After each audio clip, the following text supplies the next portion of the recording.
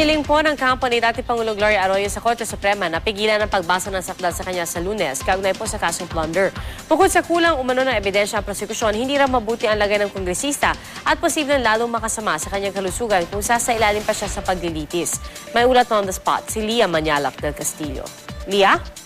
Tiya sa 80 pahinang petition for certiorari na inihain ng kampo ng dating Pangulong Gloria Arroyo, hiniling nito sa Korte Suprema na magpalabas ng Temporary Restraining Order o TRO ang Korte para mapigilan ang pagpapatuloy ng kanyang kaso at pagdedetine sa kanya.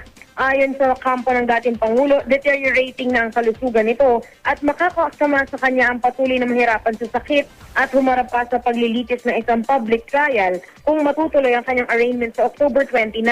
Maari naman daw ipag-utos ng Korte Suprema na pansamantala siyang mapalaya.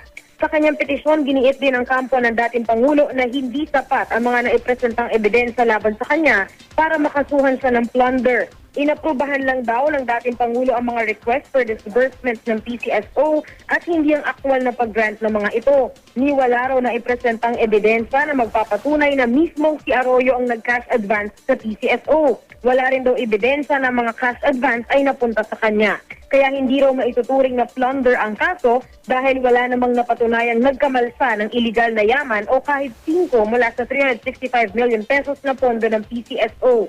Sa huli, hiniling ng kampo ng dating Pangulo na ipag-utos ng mataas na hukuman na ma-dismiss na ang kasong plunder laban sa kanya. Ito, Pia, ang unang petisyon na inihain ng dating Pangulong Arroyo sa ilalim ng pamumuno ng bagong Chief Justice na si Maria Lourdes Terreno. Pia?